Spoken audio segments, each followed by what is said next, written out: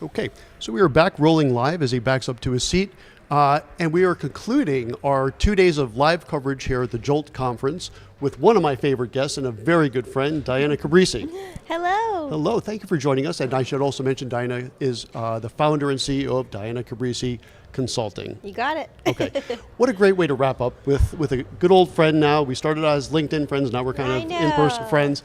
And I really want to just get your thoughts on this conference. It's been amazing. It's been a high energy, as you would imagine, in a marketing-oriented conference. But what are your thoughts? So, in general, I love the Jolt Conference. This is my third Jolt Conference, and every time I walk away with new ideas, marketing ideas, but also just community feelings and high energy, as you said. So far, I've loved the event. We had a little snafu the first night. There was a fire in the hotel, and people had to leave at 1:30 in the morning, and myself included. So that was a little unexpected, but it did definitely give you a jolt, and it gave a lot of us something to talk about and bond over, right? We all shared this experience. Aside from the conference, we shared this weird experience, and it just made it actually more memorable, which is funny because that's like some of the best lessons in marketing is do something, create an experience that's going to make someone remember you, right? Whether it's something that you say or a video that you send. And in this case, it was, a fire going off at 1:30 in the morning. You don't think Robert did that on purpose, do you? I don't know. He's smart. He's really smart. So I don't think he's genius an arsonist. Marketing plan. Right. I don't think he's an arsonist. Yeah. I'm sure he's not. Full disclosure, I doubt that's the case. He's not. Okay. But it was quite something. And I tell you what, they got us back into the hotel within an hour. I thought I was going to be sleeping on that sidewalk out there for a couple of hours. I was prepared exhausted. for anything. Yeah. And I tell you, my Oura ring the next day was like, what did you do last night? I thought we're not staying out drinking all night in Nashville. I was like, I was in bed early. I was woken up by this fire alarm. All right. So what are some of your takeaways from this conference? Okay. So many to choose from. There's several. And I've had the pleasure of emceeing a good portion of this conference. So I've gotten to open a lot of the sessions, some keynotes, some breakouts, and sit through some of the content. I also spoke on a panel about testimonial marketing, which is something I talk about all the time.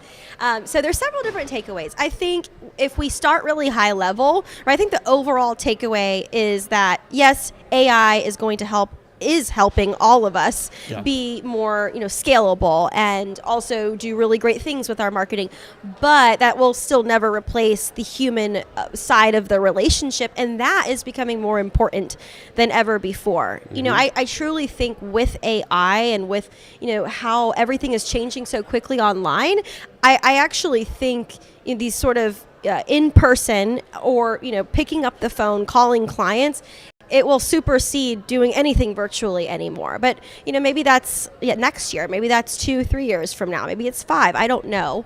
But the human element is really important. AI is amazing. I mean, there's still a lot of principles of marketing that are not going anywhere, right? You got to stay consistent. You need to segment. You need to personalize, right? Give it time. Like, if you're doing lead gen, give things time. We've heard a lot of that here. But I also think with testimonials, for example, what we learned yesterday is advisors are no longer asking, like, can I do this? I think that the question has now shifted to, how do I do this well? And how do I actually make it a strategy that's scalable in my business, that's going to help grow my business directly? And that's exciting because I've been talking about testimonials for like 2 years now. My client at Wealth Tender even longer. And I had the chance to speak with Brian earlier today. He was fantastic. Yes, he is very intelligent man. He's built a very valuable platform for financial advisors. And he and I have both just kind of, we've had those days where we're like, man, no one's getting it. Like, they're not listening. This is really important. And I think we felt a shift at this event. I think everybody, again, they're no longer asking, can I do this or why should I do this? I think it's like, all right, I know I need to do this, but how do I do it? Absolutely. So one thing I want to go back to a little bit, because you touched upon this, and this has been a recurring theme for me at this conference, which is AI, and how much it's doing, what it is, what it's not. And I think it was Robert Sophia I started off the conference coverage with, obviously. And he put it in a really good way. He said AI is allowing us humans to be more human. In other words, AI is doing all the stuff that we just don't want to do.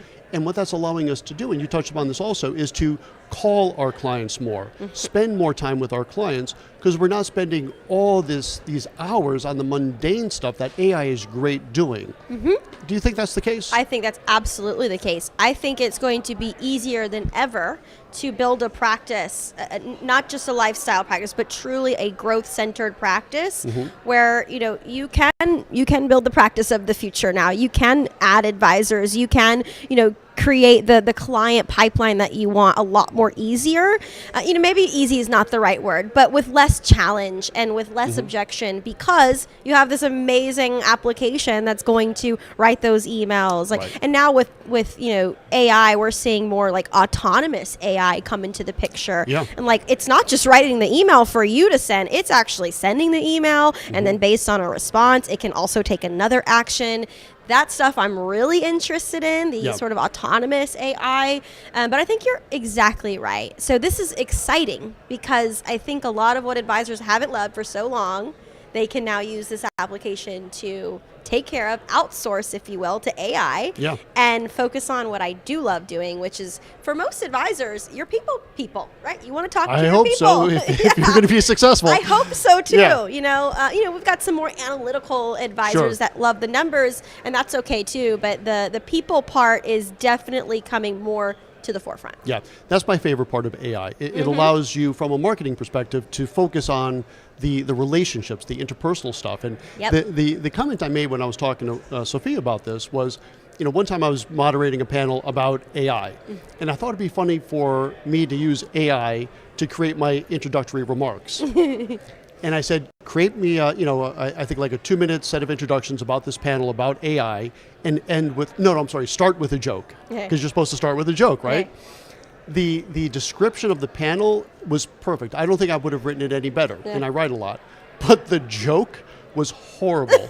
Think about the worst dad joke you ever heard, multiply that by 100. It was just ridiculous. And I was like, but doesn't that tell us what AI does and doesn't do? Yeah. The analytics, great. The mundane, perfect. Yeah. The interpersonal, meaning humor, empathy, relating. Right. Maybe we'll someday, who knows, but not yet, that's for sure. Not right now. I agree. It's still learning. So we still have our edge as humans, which is great. For now. Till the machines take over. For now. I want to make one other comment on AI. Because I think it's important just to be balanced, right? There's so many good things to say about AI.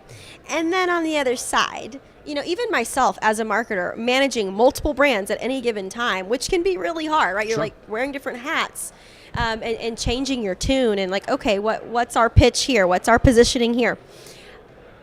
What I do worry about with AI, and I'm being totally honest, is that eventually if I continue to rely on it because I'm so busy, right? I'm so busy, I can't write this script or this blog post or this article. I could do it, but I'm going to use AI to be smart and scale and focus on other things. Right.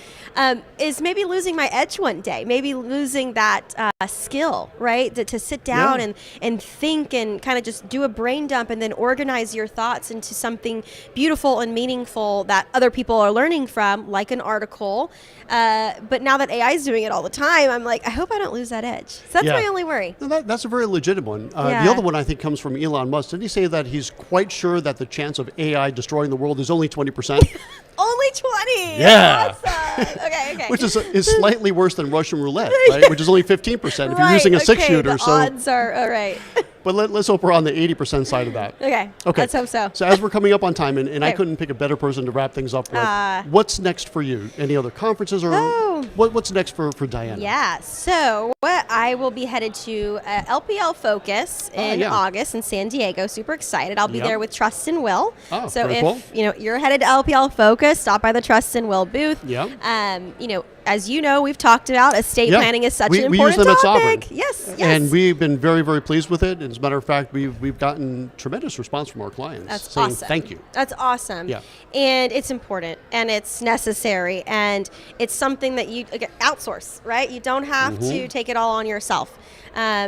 So I will be LPL Focus. I'll be at Future Proof, a festival in Huntington Beach. Yeah, I think we might be there this year. You have to go. Yeah, that's it's what I hear. Always the best. Josh was here yesterday. I think he might be around this morning too. I saw him yesterday.